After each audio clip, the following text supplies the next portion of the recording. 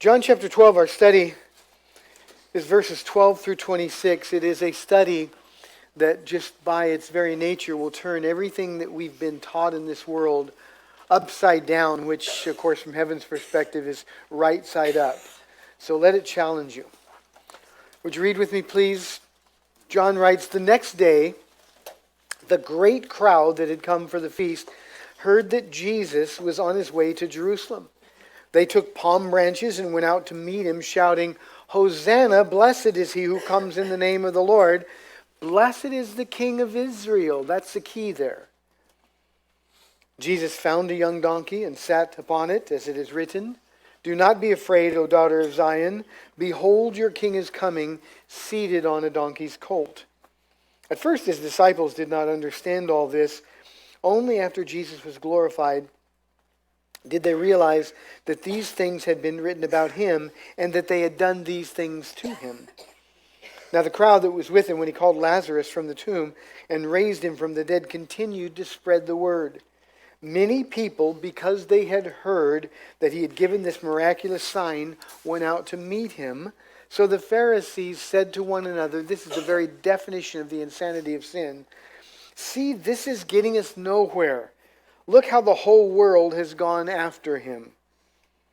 Now there were some Greeks among those who went up to worship at the feast. They came to Philip, who was from Bethsaida in Galilee, with a request. "Sir," they said, "we would like to see Jesus." The King James says, "We would see Jesus." I love that. Philip went to tell Andrew. Andrew and Philip in turn told Jesus. Jesus replied, "The hour has come for the Son of Man to be glorified. I tell you the truth, a verily, verily statement. Unless a kernel of wheat falls to the ground and dies, it remains only a single seed. But if it dies, it produces many seeds. The man who loves his life will lose it, while the man who hates his life in this world will keep it for eternal life. Whoever serves me must follow me, and where I am, my servant also will be. My Father will honor the one who serves me." Father, that last verse is so helpful because it identifies those of us who are yours. My servant will be where I am because he or she will be following me. That's the prayer of our hearts, that we may know and do the will of God. By the power of your Spirit, Lord, help those of us who are yours to love you more than ever before and to press in so close that even this idea of losing our life makes perfect sense to us. I pray, Father, for any who are among us who aren't believers, if they're not born again, that this would be the day that they would surrender their hearts and their lives to you. That this is the day they come from darkness. I pray that the words of these Greeks, these Gentiles, "Sir, we would see Jesus," would be their heart today. Add to your family, Father, and then we can say, "Come quickly, Lord Jesus." Father, I want to thank you personally for bringing our David home safely. My heart is so filled with joy and relief. Thank you for your faithfulness. Thank you for a godly man. We're so very thankful. All of this we pray that you may be glorified. Amen. There are some things that I hate. I've always hated, this won't shock any of you, I've hated being cold. I hate cold weather. I'd rather take a beating. I hate spiders. Spiders have always creeped me out. My son Terry, when he was a freshman in college at Pepperdine, I picked him up. We were out of town and we came back in and I just wanted to have a day with him. I said, "What do you want to do?"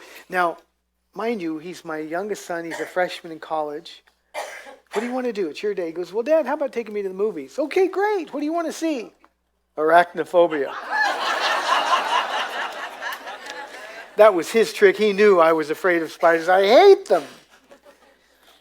But the other thing I hate, and I hate it probably more than the other two, is I hate being lost. I hate being lost. I hate the idea that I don't know where I'm going, that I might be going nowhere. I absolutely hate being lost.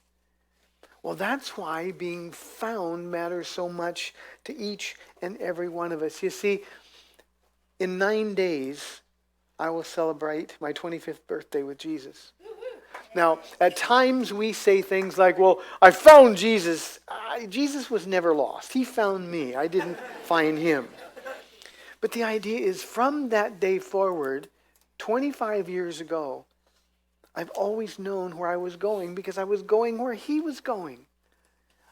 So much pressure relieved, so much tension relieved of having to be right. We men, we think we got to be right, we got to be strong, we got to do right. People are counting on us. All we have to do is be with him. And we'll never be lost. And not only will we never be lost, but we'll lose the need to know where we're going. Because we'll trust the one that we're going with. And today's Bible study really teaches us how to do that. Now, here's one of the problems about being lost and then being found, and you think, okay, everything's fine now. Well, then this process begins. It's a humbling process of admitting to others that you didn't know where you were going all along. A couple of months after I got saved, I called a family meeting. We didn't have family meetings. We didn't have that kind of a family. So everybody, all three of them plus me, they knew something was up. What's going on? What's Dad going to do? And they had no idea.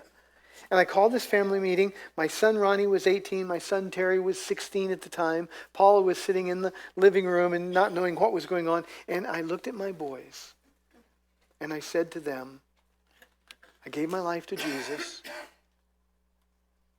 From now on, I'm going to be different. But I have to tell you that everything I've ever taught you has been wrong. Now, when you look into those young faces, I'm looking into the faces of two young men who counted on Dad for everything. Dad made the money. Dad had all the answers. Dad could hook them up if they needed something done. Dad was the one that they depended on for everything. And the look in their face was so humbling to me. And I could tell the question that was going through their mind, well, if everything that you've taught us is wrong, what's right? And I didn't wait for them to ask, so I just answered the question myself. I said, I don't know what's right. But here's my promise. When I find out, following Jesus, when I find out what's right, I'll tell you. And the look on their faces was a mixture of relief, fear, confusion. And as humbling as that was, it was the first time in my life as a husband and a father that I really felt that Jesus was carrying the load and I didn't have to. And that's what I wanted to communicate then. It's what I want to communicate today to each and every one of you who are here. This is turning everything right side up, losing your life, losing you, and in the process finding everything. That's our study in a nutshell this morning. We begin with verse 12.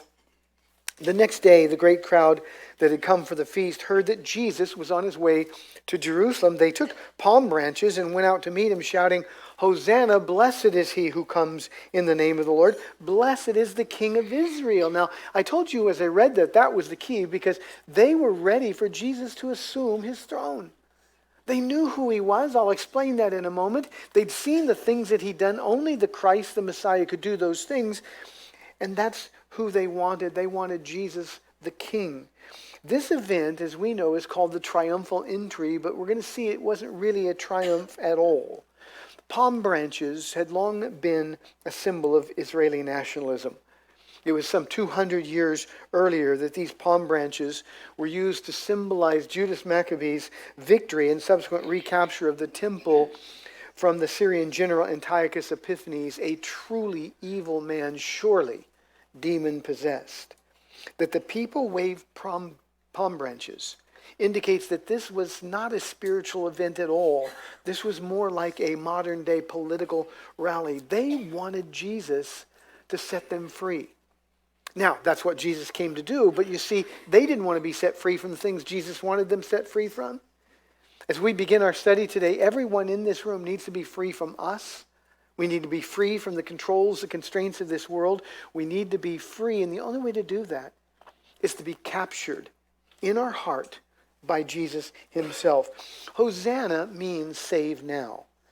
That was what the Israelis wanted, whether it was the Jewish leaders or the people. They wanted to be freed from Roman rule. They wanted the freedom the leaders did to keep making money in the temple. They had a good thing going. They were wealthy, and they wanted their king, though they didn't want Jesus to be that king because they heard what he had taught. They wanted the king to set them free so they could be free to do what they wanted. They wanted to be free from being under authority of any kind rather than to be in authority themselves. That was the desire of their heart. They wanted God to meet them on their terms. Now, the first problem today is that we all know, they should have known, that it never happens that way with God. The truth is, we do things his way or we don't do them at all. For us, far too many professing Christians try to make deals with the Lord. They're kind of, well, Lord, I'll do this and I'll do this if you do this kind of things. We have a tendency to do that. There are things that we want to hold back from the Lord. So, well, I'll give you this and I'll give you this, but I'm not ready to give up this yet, Lord. I've got plans, I've got dreams. For some of us, it's some sin, it's some relationship. We're just unwilling to let that go. We still want God to bless us, so we try to make deals with him. We think that ought to be okay in a relationship with the Lord, but the answer is it never is okay. And then what happens, like the men and women in Jerusalem on this particular day, we're forced to make a choice. Are we going to do things his way or are we going to do things our way? Jesus is the one that these crowds expected. The Messiah, you see, was expected on this very day. These great crowds, huge crowds, were gathered because this was the exact day prophesied hundreds of years earlier by Daniel the prophet. Daniel clearly identified April 6th, 32 AD, according to our Julian calendar, that would be the day that the Christ would appear publicly and proclaim himself to be the Messiah.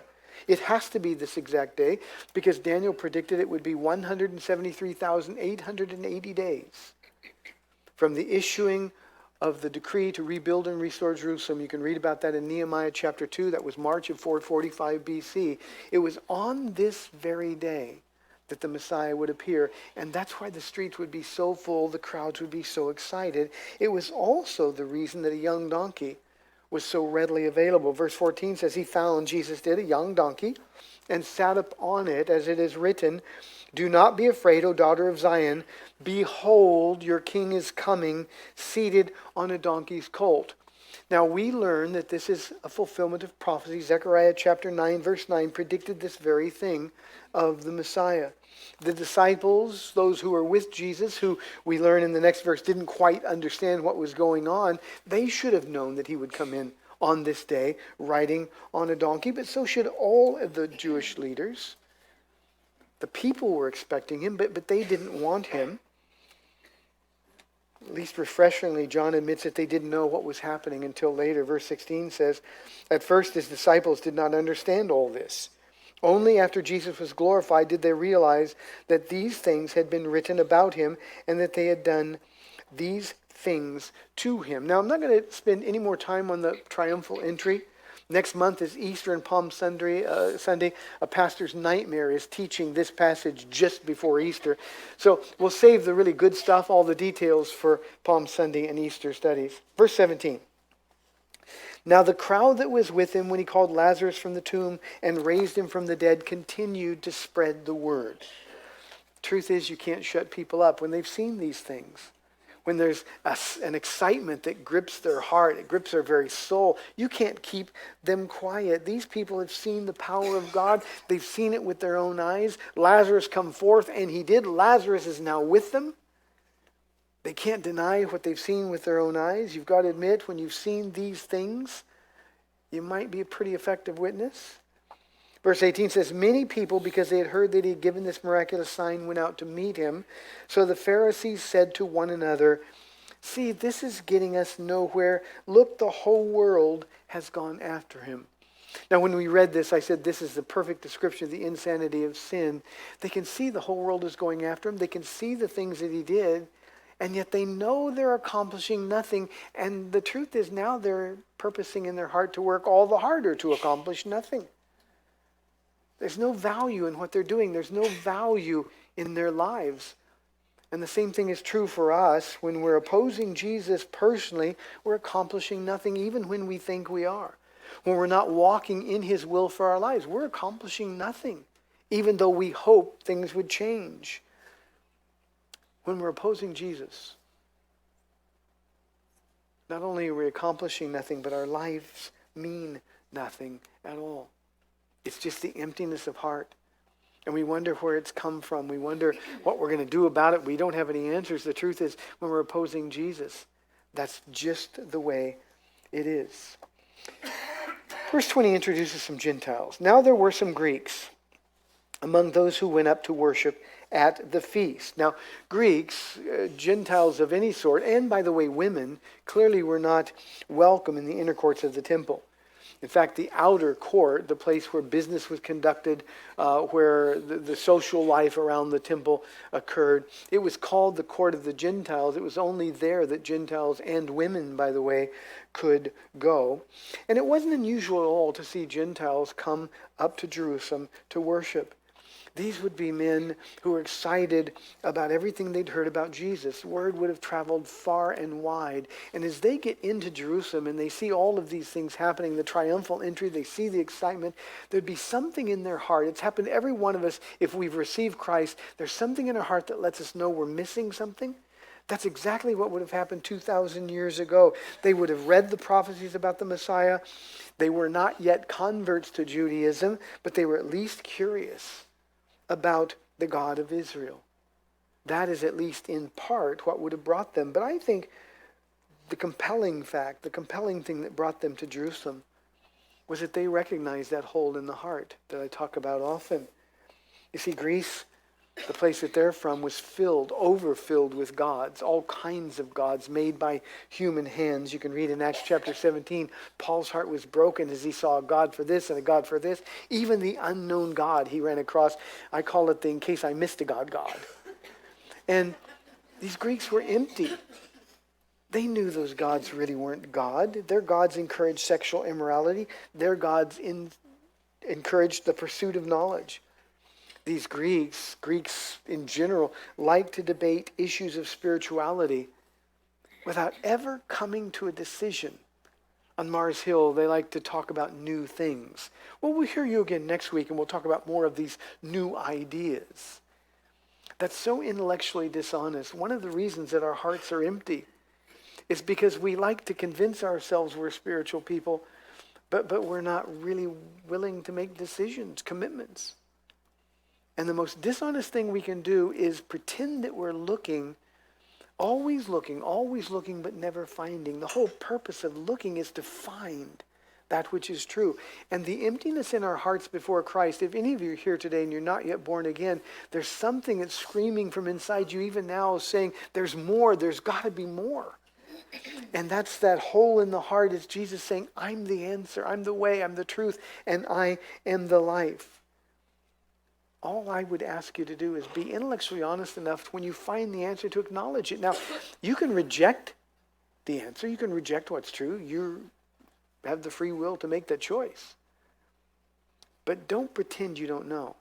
Well, there's so many different ideas out there and so many people believe different things. And, well, how do we know this is true? I'm going to tell you how you know it's true. There's two things that witness against you. The first and the most important is an empty tomb. They put a dead man in a tomb, and he didn't stay there. The second is that hole in your heart, that constant crying out. That's what drove me to Jesus. I knew I was missing something. I didn't know what it was. I didn't want it to be Jesus. I'd been hearing about Jesus for all those years. I was sick of hearing about Jesus. It's funny how the Lord draws you to himself. The last 6 months before I got saved, I know Paula was praying, and at that point she'd almost given up hope that I would ever be saved. You can read her journals, and they're just horribly embarrassing for me, humiliating. I caused so much pain. But in my professional life, I kept hiring people who turned out to be Christians. I didn't even want to be around Christians. I had enough of that at home, and every time I'd hire somebody, I'd think, oh, this is going to be a great employee. This guy's going to do this, you do this, and it's perfect. And they'd come to work, and they'd have a Bible, and I'd say, are you one of those? And they say, yeah, but it's okay, I'm going to be great. And I knew they would be a good worker, but the idea was, I'm being surrounded here. I can't run away. It was Jesus surrounding me. And people began to pray. I couldn't escape. And that calling that came from the hole in my heart was louder and louder and louder. If I was going to be honest, I had to make a decision about what I knew inside was true, but wanted to deny. These Greeks were dissatisfied. They were empty. The news about Jesus, well, that news excited them. So they came to Philip, verse 21, who was from Bethsaida in Galilee, with a request. Sirs, we would see Jesus, they said. A pastor friend of mine has that written on the outside of his pulpit. Great idea. Philip went to tell Andrew. Andrew and Philip in turn told Jesus. Jesus replied, now this may sound a little rude to some of you. The hour has come for the Son of Man to be glorified. It sounds like he's completely ignoring them. What happened to, I will in no wise cast out any who come to me. You see, Jesus wasn't ignoring them at all. He's not being rude at all. What Jesus is doing now is being faithful. You see, Jesus came to Israel, the lost sheep of the house of Israel. His ministry was to Jews. I've told you repeatedly throughout this gospel and the other gospels when we teach them that Jesus' ministry is entirely Jewish in context. He was sent to the house of Israel. The Gentiles he knew would come later. His ministry, his purpose was to come first to Jews. Now this can seem a little unfair to us. After all, why would Jesus say no, or why would he ignore him? We have to remember that Jesus knew that he was going to come to the Gentile world in just a few days on the other side of the cross. That's so important. Jews could look forward to the cross. They could look forward to this day that Jesus proclaimed himself as the king. And they could be saved by believing in him, as so many of our Old Testament heroes were. They believed in the promises of God. They believed looking forward to that cross.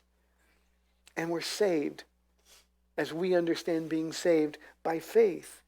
But Gentiles cannot know God except post-cross, on this side of the cross, looking back at the evidence. We have to make a decision. You know, throughout the gospel accounts, we find Jesus declaring his hour had not yet come. But here, for the first time, he says, this is that hour. This is the moment that he heads to Calvary. This is the moment that is preparing the way for people like you and me and these Greeks to see Jesus. There's no other way.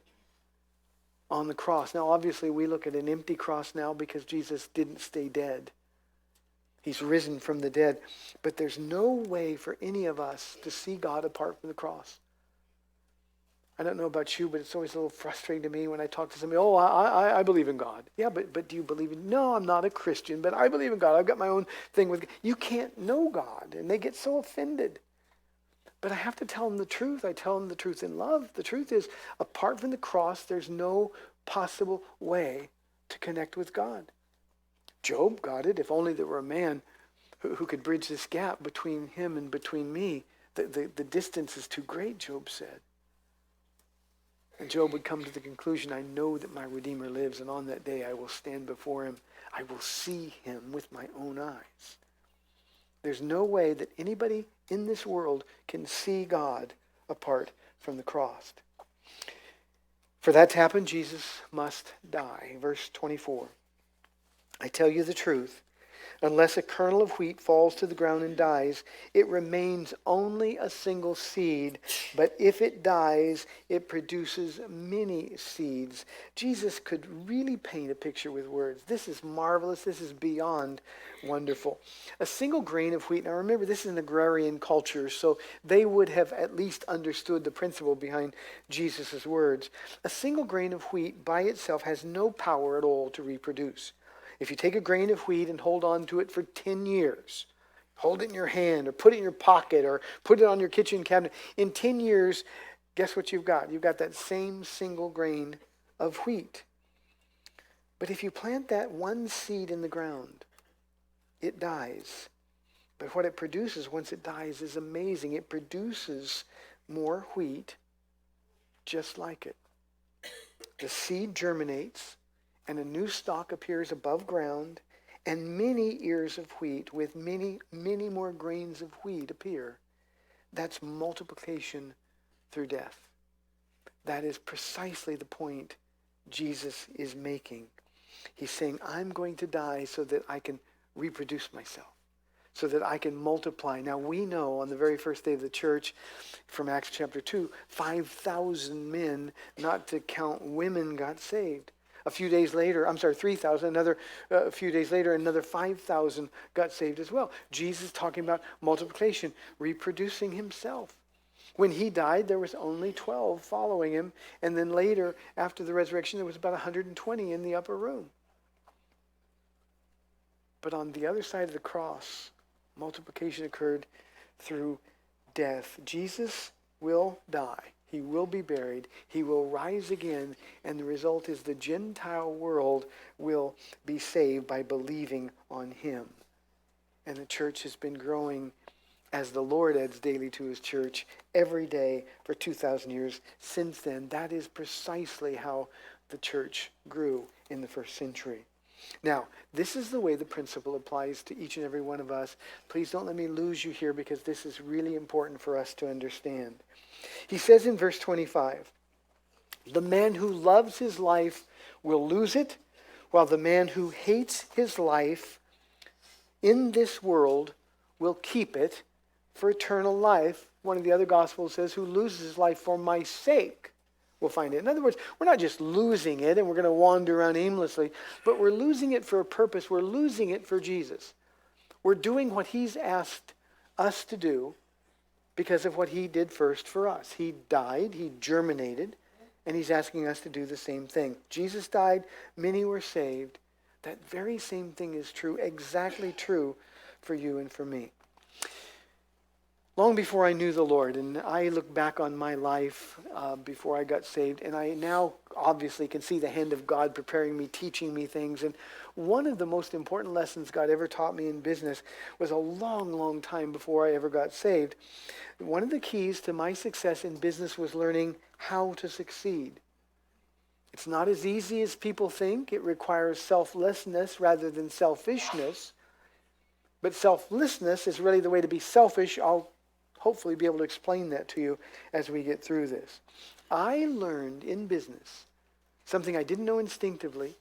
I learned from Jesus that the best way to watch out for me, for my own interests, was to watch out for the interests of my boss, whoever he or she might be. I learned that, and I don't know how I learned it other than now I know it was God who planted that in my heart. I knew that if I was going to be promoted, I had to make sure my boss looked good. You know, some of us, we think the only way we can get promoted is to outshine our boss or to subvert our boss or his or her authority and do something to undermine them. But you see, that's not the way at all. I realized very early on that if I made my boss look really good, there was a likelihood that my boss would get promoted. And then if my boss got promoted, guess what? That left an empty chair. And I was often in the position of inheriting that empty chair. And then when I got promoted, nobody resented the way I earned the promotion. It wasn't like, oh, he did this or he did that, and he undermined this person or that person. They were happy for me. I learned that the best way to watch out for me was to watch out for the people above me. If my boss looked good, it made me look good. When I taught that principle in business, I called it the art of being selfish. But as a Christian, what I realize, it's really the art of being selfless. When we die to ourselves, to our own hopes, our own dreams, our own plans, that's when we begin to germinate. We begin to die and grow in Christ. When we watch out for the interests of Jesus, we become more and more like him. Again, we germinate. We begin to reproduce ourselves. And can you imagine the face of the one in heaven saying, that's exactly what I meant. He gets it. She gets it. They're so thrilled. That's why there's so much rejoicing in heaven over a single sinner who repents. It's like a kernel of wheat dying.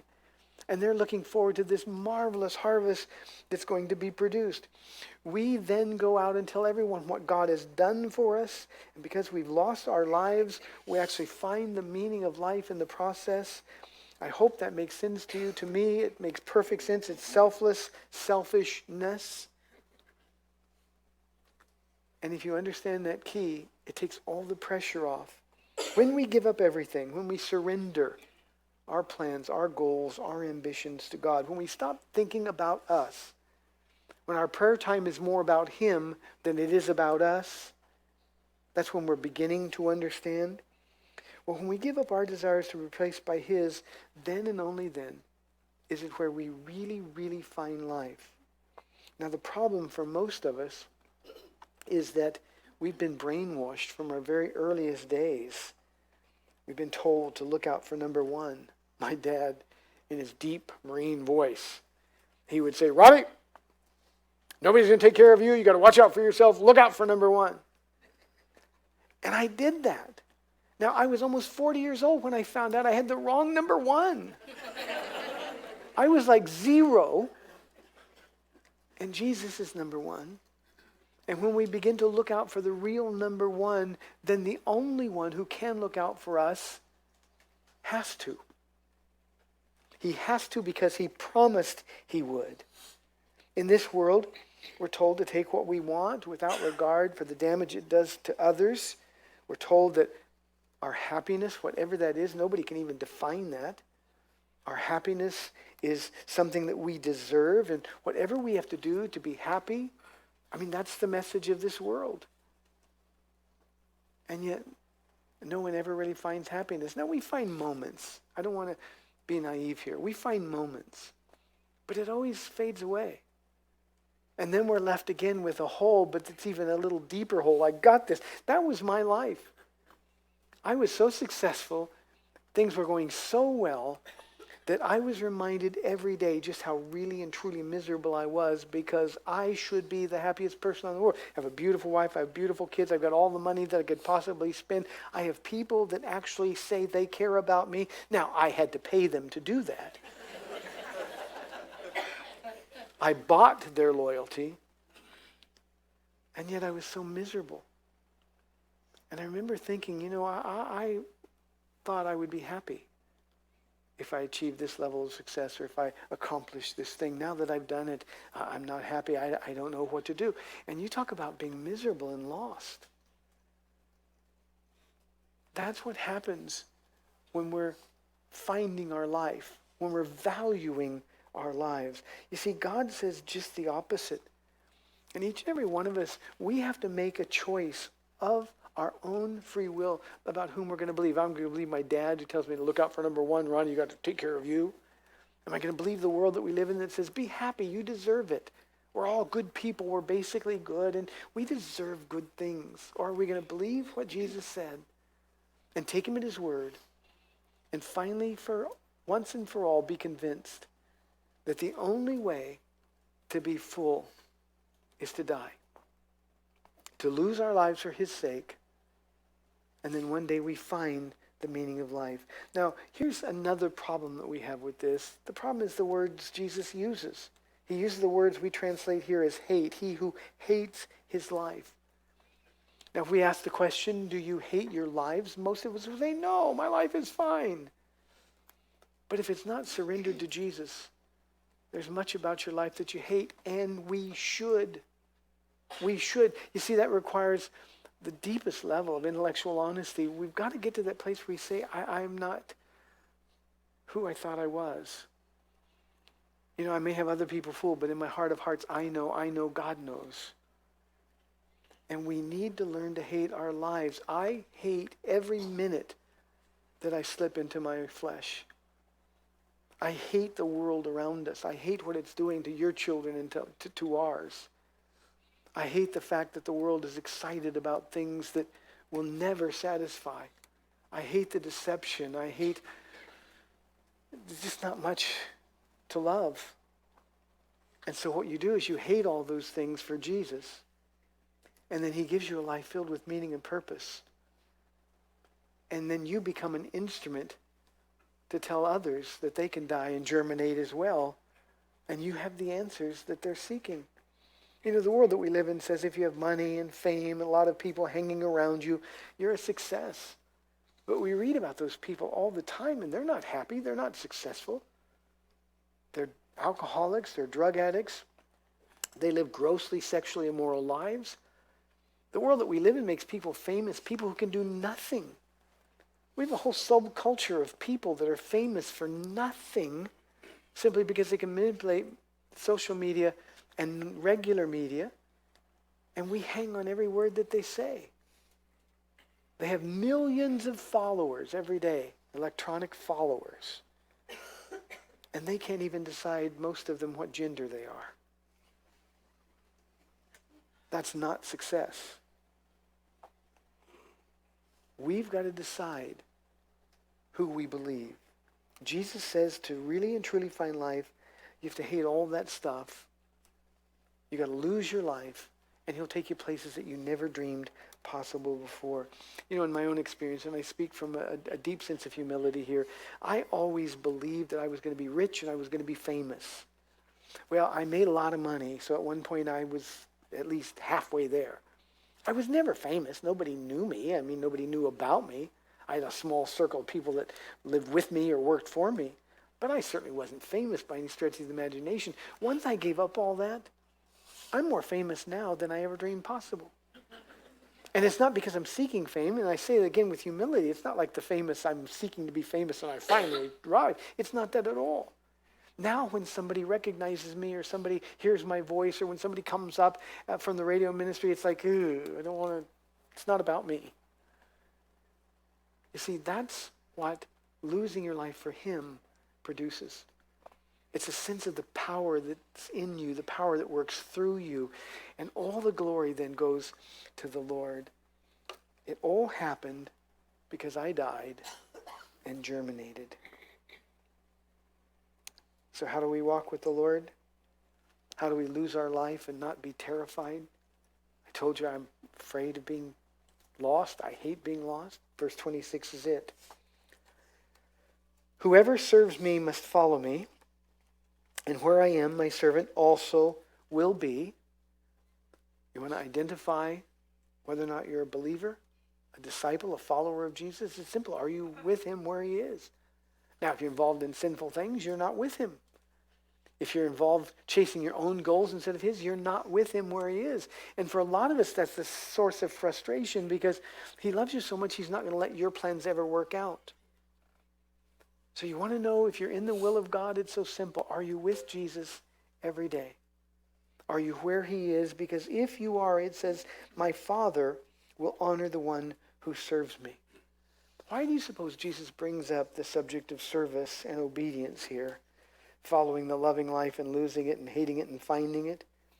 The answer is that serving and obedience are proof that you truly have found life. It's where you reproduce. Now, you hear me say all the time that the fruit in the Christian life really begins when people start serving. It's not because we need more people to vacuum the floors. It's not because we need more people to staff children's ministry or nursery or any of the other things that we do.